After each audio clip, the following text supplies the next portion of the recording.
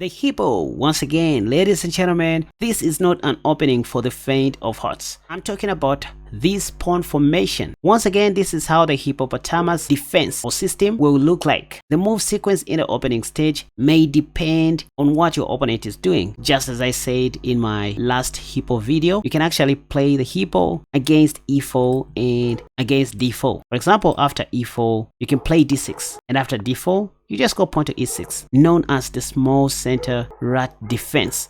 Anyway, after any move, you play g6 and then play b6, and then just think of yankeroing your bishops like that. Of course, responding to what your opponent is doing. After some move, you just think of putting your two knights on the center like this, and then play h4 and a6 to complete your Hippo formation. And your main pawn break will be c5 and f5. By the way, at any point in time, if white plays pawn to d5, you want to play e5. If they play e5, you want to play d5. And then choose where you want to castle, either long or short. Without wasting much of your time, let me just play a game on KaspaChess to demonstrate how the Hippo can go. Don't skip, hit the like button, subscribe, and share this video to a wider audience. By the way you support this channel is by joining one of our membership tiers on Patreon, or simply buying my courses at www.KaspaChess.com or on my Patreon page. That really helps.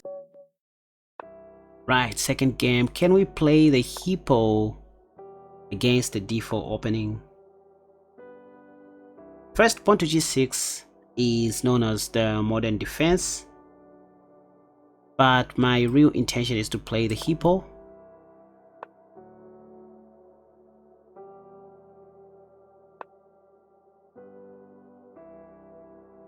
This is a 3+2 casual match. e4. I could have also played bishop b7, but pawn to d6 kind of stops pawn to e5 if you think about it. So it's not just a matter of, you know, developing your pieces the way you want. You also need to follow a bit of theory. Bishop f3 can be met with bishop b7. So you see, pawn to e5, I'll be glad to take. In fact, I feel like turning this back to the King's Indian defense or the rat. But anyway, let's just stick to the script. Knight e2. I can go pawn to c5 here, but the Hippo is where you put your two knights on the center of the board, e7 and d7. So knight f4. Now I can go pawn to e5 if I want. This is just too early for my opponent. I'll probably just finish my Hippo formation. Why not? So even against d4, it turns out that you can still play the Hippo, the hippopotamus defense. So now that my development is complete, I'm at liberty to go pawn to e5. Don't try this at home.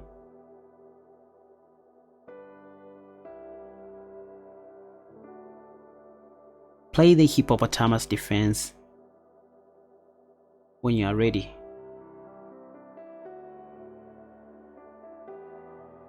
So the knight is under attack. White should do something about this. The knight on d7 reminds me of the rat defense, which is one of the openings I like playing in the afternoons. By the way, I'm playing against a 2196 rated player, and this is probably a new account if I'm not mistaken. Okay, now I can go knight c6. The plan is to put my knight on d4.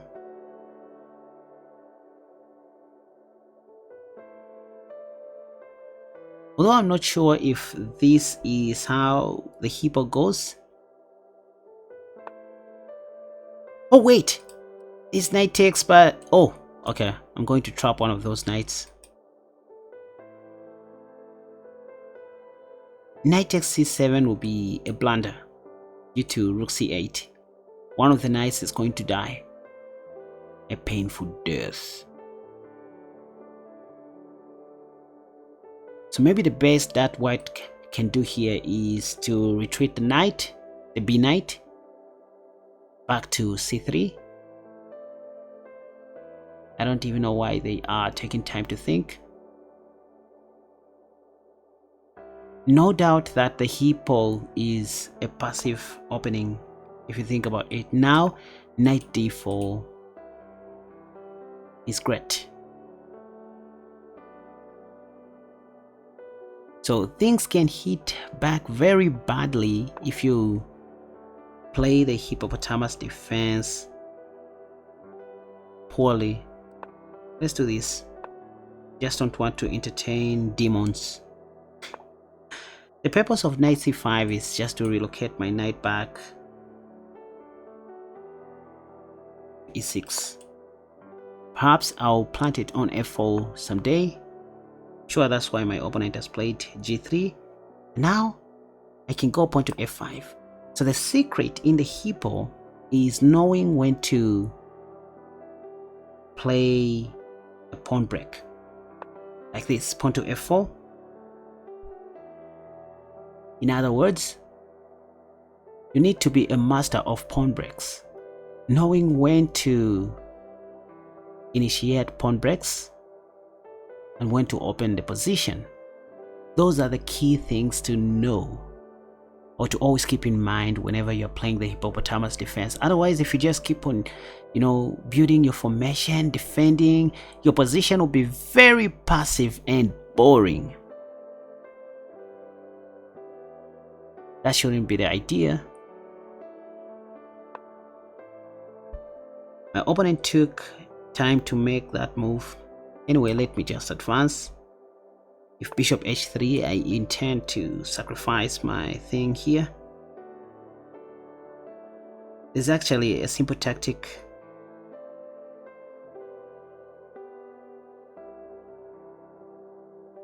To attack the light squared bishop, if you think about it.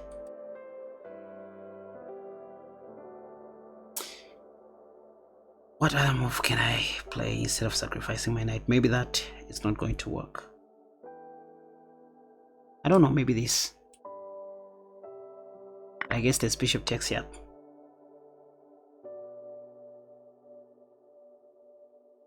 Let's just go for it. I don't know what to do, so I'm just making moves.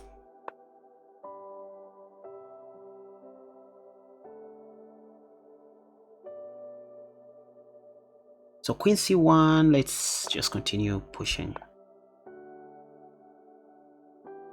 Knight f1. No, I don't want this exchange to happen. By the way, the pawn is pinned, so there's nothing that white can do here. Let's just take. Let's go for the kill. If pawn takes, I have this, by the way. He took back with their h-pawn. Do I have some tricks in this position? Probably rook f8. Okay, this looks reasonable, but I have this. Oh, wait! Okay, this is good. This is good. By the way, if white took, I was just going to take the bishop and probably mate on g2.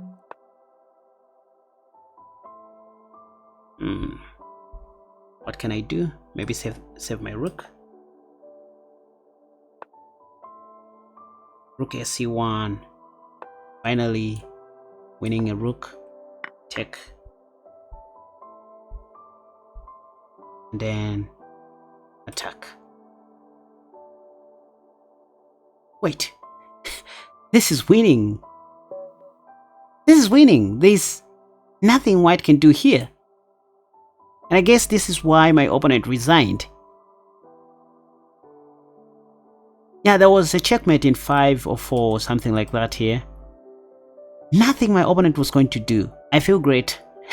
Anyway, hope you guys enjoyed. By the way, this was my first time to play the hippopotamus defense, or an opening that looks like the hippopotamus defense or something like that. Let me know what you think about the hippo in the comment section down below. What do I think? Well, obviously it is a passive opening, but the key is knowing when to initiate a pawn break, knowing when to launch pawn attacks. pawn breaks and also when to open up the position. You don't just need to, continue building the hippo formation or defending. And maybe the last tip I would give is always keep an eye on the center of the board. Control the center of the board with all your pieces, the dark squared bishop, the light squared bishop, and your center pawn. So whatever you're doing on the sides of the board, the goal is to strengthen the center. Your eyes should always be on the center of the board, these highlighted squares, regardless of what you're doing on the sides. Overall, I'm not a fan of the hippo due to its passive nature. I'm more of an attacking player. I want to fight, I want to attack, especially in the opening stage. That's how I win most of my games. I'm not saying the hippopotamus defense is bad. No, it's not just for an attacking player like myself.